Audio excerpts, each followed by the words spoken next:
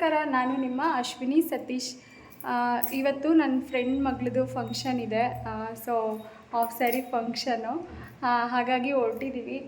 ನನ್ನ ಮಗಳು ಬಂದು ಈ ರೀತಿ ರೆಡಿಯಾಗಿದ್ದಾಳೆ. ನಾನು ಸಿಂಪಲಾಗಿ ಒಂದು ಡ್ರೆಸ್ ಹಾಕ್ಕೊಂಡಿದ್ದೀನಿ. ಮಳೆ ಬರ್ತಾಯಿದೆ, ಸೊ ಹಾಗಾಗಿ ಸ್ಯಾರಿ ಎಲ್ಲ ಏನು ವೇರ್ ಮಾಡೋಕ್ಕೆ ಹೋಗಲಿಲ್ಲ.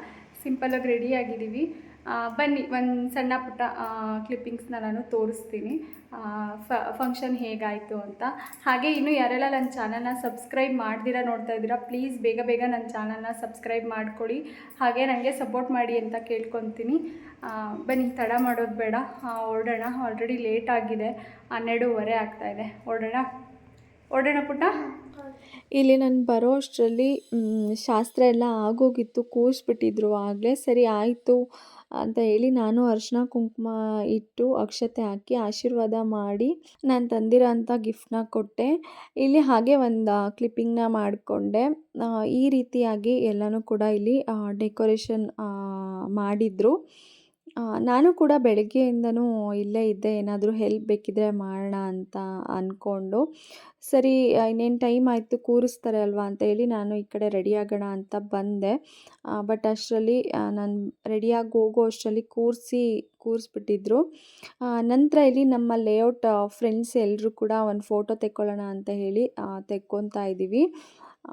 ಇಷ್ಟೆಲ್ಲ ರೆಡಿ ಆಗಿ ಮಾಡೋ ಅಷ್ಟರಲ್ಲಿ ನನ್ನ ಮಗಳಿಗೆ ಹುಷಾರು ತಪ್ಪಿಟ್ಟಿತ್ತು. ಆಲ್ರೆಡಿ ಅವಳಿಗೆ ಜ್ವರ ಸ್ಟಾರ್ಟ್ ಆಗಿತ್ತು. ಸರಿ, ರೆಸ್ಟ್ ಮಾಡಮ್ಮ ಅಂತ ಹೇಳಿ ಮನೆಗೆ ಕರ್ಕೊಂಬಂದು ರೆಸ್ಟ್ ಮಾಡಿಸ್ದೆ.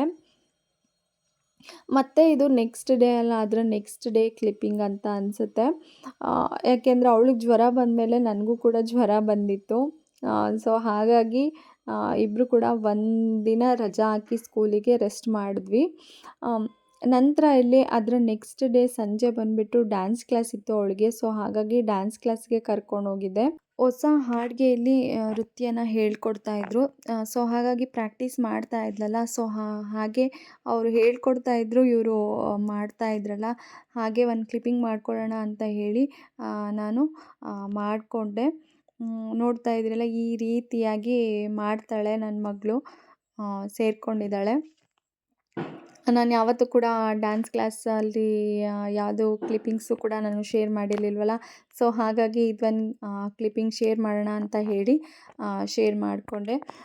ನಂತರ ನಾನು ನನ್ನ ಹಸ್ಬೆಂಡ್ ಇಬ್ಬರು ಕೂಡ ಇನ್ಸ್ಟಿಟ್ಯೂಟ್ ಆಫ್ ಇಂಜಿನಿಯರಿಂಗಲ್ಲಿ ಮೈಸೂರಲ್ಲಿ ಒಂದು ಸೇಲ್ ನಡೀತಾ ಇದೆ, ಕ್ರಾಕರಿ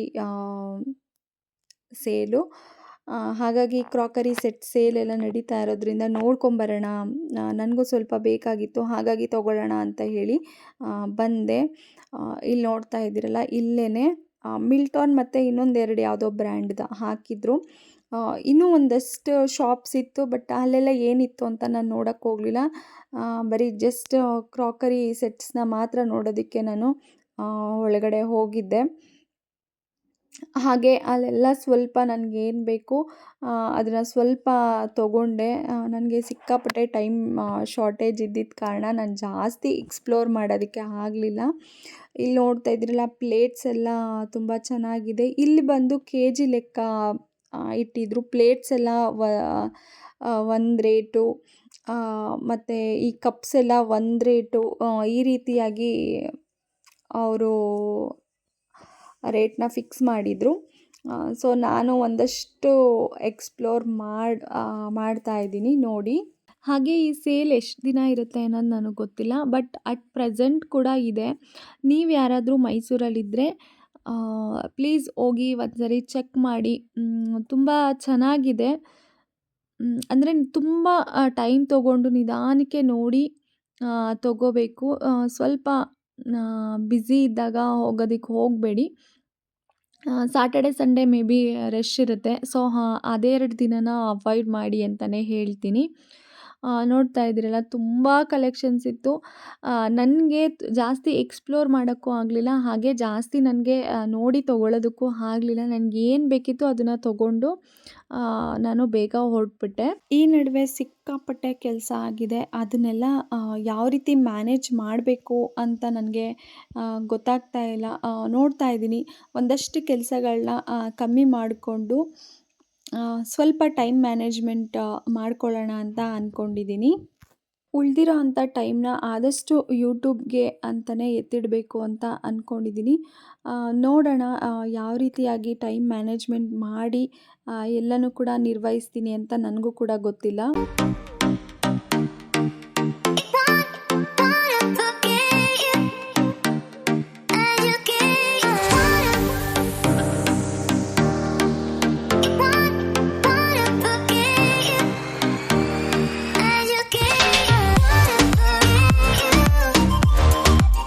ಇನ್ನೊಂದಷ್ಟು ಸಣ್ಣ ಪುಟ್ಟ ಕೆಲಸಗಳೆಲ್ಲ ಇತ್ತು. ಸೊ ಹಾಗಾಗಿ ಇಲ್ಲಿಂದ ಬೇಗ ಹೊರಡಬೇಕಾಗಿತ್ತು ನಾನು. ಬೇಗ ಹೊರಟು ಆನ್ ದ ವೇ ಹೋಗ್ತಾ ಇಲ್ಲಿ ಇಡ್ಲಿ ನೋಡಿದ್ವಿ.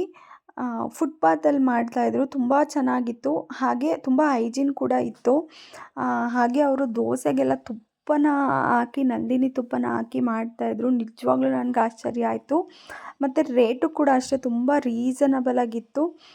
ಸೊ ಹಾಗಾಗಿ ನಮ್ಮ ಮನೆಯವ್ರು ತೊಗೊಳ್ಳೋಣ, ನಾನು ಇಲ್ಲಿ ತಿಂತೀನಿ ಚೆನ್ನಾಗಿರುತ್ತೆ ಅಂತ ಹೇಳಿ ತೊಗೊಂಡ್ರು.